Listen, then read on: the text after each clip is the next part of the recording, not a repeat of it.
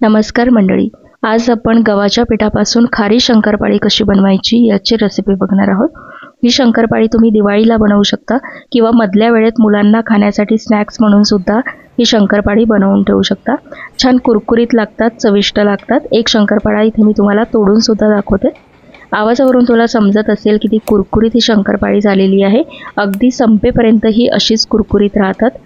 एकदा नक्की बनवून बघा। चला तर मग लगेचच रेसिपीला सुरुवात करूया। तर सर्वात आधी इथं 3 कप गव्हाचं पीठ घ्यायचं आहे। मी इथे कपाचं प्रमाण घेतलेलं आहे। तुम्ही घरातील कुठल्याही एखाद्या वाटीचं प्रमाण घेतलं तरी सुद्धा चालणार आहे।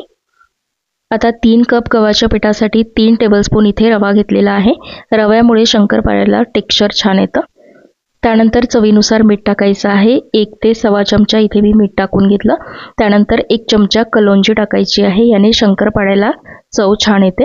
हे तुम्हाला कुठल्याही किराणा दुकानामध्ये इझिली मिळून जाईल। त्यानंतर 1 चमचा जिरं टाकून घेतलं। सोबतच 1 चमचा ओवा टाकायचा आहे। ओवा थोडासा हातावरती असा चोळून टाकायचा, म्हणजे याची चव छान येते। सोबतच अर्धा चमचा जाडसर कुटून घेतलेली काळी मिरीची पावडर टाकून घेतलेली आहे।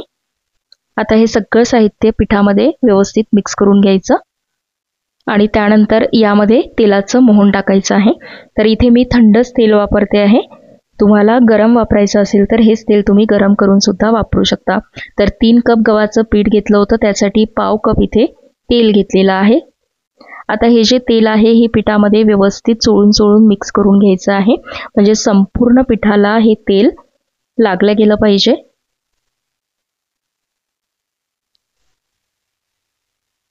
बघा, पिठामध्ये हे जे तेल आहे हे मी व्यवस्थित मिक्स करून घेतलं।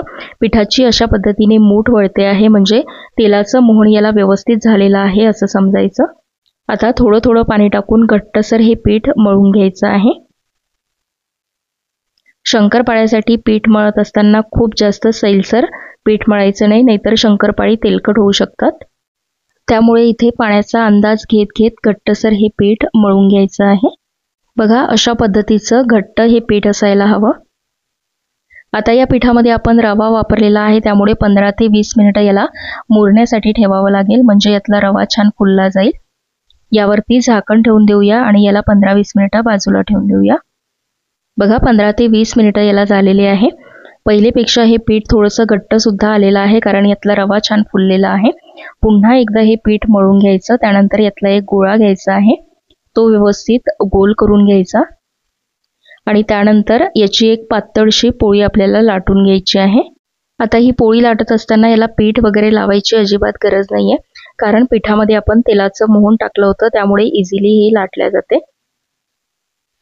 बघा, एवढी पातळ पोळी इथे मी लाटून घेतलेली आहे। इथे मी या पोळीची जाडी सुद्धा तुम्हाला दाखवते आहे। बघा, अशा पद्धतीची ही पोळी लाटायची आहे। आता याची शंकरपाळी आपल्याला कट करून घ्यायची आहे। तुम्हाला कुठल्या आकारामध्ये शंकरपाळी बनवायची आहे त्यानुसार तुम्ही ही बनवू शकता। मी इथे थोड्याशा लांब आकारामध्ये शंकरपाळी कट करून घेते आहे। बघा, अशा पद्धतीने तुम्ही ही शंकरपाळी तुम्हाला हव्या त्या आकारामध्ये कट करून घ्या। शंकरपाळी कट करून झाली की ती एका प्लेटमध्ये काढून घ्यायची। बघा, शंकरपाळी जी आहे ती आपली इथे तयार झालेली आहे। आता लगेचच ही तळून घेऊया। साईडला कढईमध्ये तेल सुद्धा गरम करायला ठेवलेलं आहे। एक शंकरपाळा तेलामध्ये टाकून बघायचा। बघा, आजूबाजूला छान बुडबुडे आलेले आहे, म्हणजे तेल आपलं व्यवस्थित गरम झालेलं आहे असं समजायचं। आता झाऱ्यामध्ये शंकरपाळी घेतलेली आहे, म्हणजे तेल जे आहे ते अंगावर उडणार नाही। आता जेवढी जमेल तेवढी शंकरपाळी तेलामध्ये टाकायची, त्याला वेगळी वगैरे करायची नाही। शंकरपाळी आपोआपच तेलामध्ये वेगळी होतात।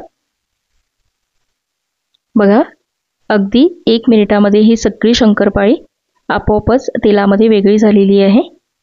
शंकरपाळी तळत असताना गॅस खूप जास्त मोठा किंवा खूप जास्त कमी ठेवायचा नाही। गॅस जर तुम्ही खूप मोठा ठेवला तर शंकरपाळी वरून लाल होतील आणि आतून ती व्यवस्थित शिजली जाणार नाही, आणि गॅस जर खूप जास्त कमी ठेवला तर ती तेलकट सुद्धा होऊ शकतात। त्यामुळे मीडियम गॅसवरती हलक्या लालसर रंगावरती ही शंकरपाळी आपल्याला तळून घ्यायची आहे। खूप जास्त सुद्धा लाल रंग याचा होऊ द्यायचा नाही। बघा, अशा पद्धतीने हलक्या लालसर रंगावरती ही शंकरपाळी तळून घ्यायची आहे। कारण ही शंकरपाळी तेलातून बाहेर काढल्यानंतर सुद्धा याची कुकिंग प्रोसेस चालू असते, त्यामुळे रंग थोडासा याचा डार्क होतो। म्हणून खूप जास्त डार्क रंगावरती ही शंकरपाळी तळायची नाही। शंकरपाळी तळून झालेली आहे ती एका प्लेटमध्ये काढून घेऊया। आता याच पद्धतीने उरलेली जी शंकरपाळी आहे ती सुद्धा तळून घ्यायची। बघा सगळी शंकरपाळी इथं मी मीडियम गॅसवरती तळून घेतलेली आहे। शंकरपाळी आपली इथे तयार झालेली आहे। तर ही शंकरपाळी तुम्ही दिवाळीलाच नाही तर वर्षभरात कधीही मुलांसाठी स्नॅक्स म्हणून सुद्धा बनवून ठेवू शकता। अगदी 1 महिना जरी राहिली तरी सुद्धा ही अशीच कुरकुरीत राहते, अजिबात नरम वगैरे पडत नाही, तेलकट होत नाही।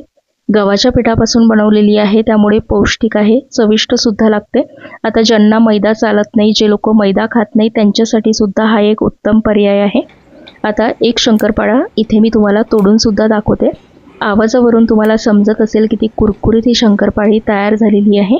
तर कशी वाटली तुम्हाला गव्हाच्या पिठापासून बनवलेली ही शंकरपाळीची रेसिपी कमेंटमध्ये सांगायला विसरू नका। व्हिडिओ आवडला असेल तर चॅनलला लाईक, शेअर आणि सबस्क्राईब नक्की करा। लवकरच भेटूया अशाच एका छानशा व्हिडिओ बरोबर। तोपर्यंत धन्यवाद।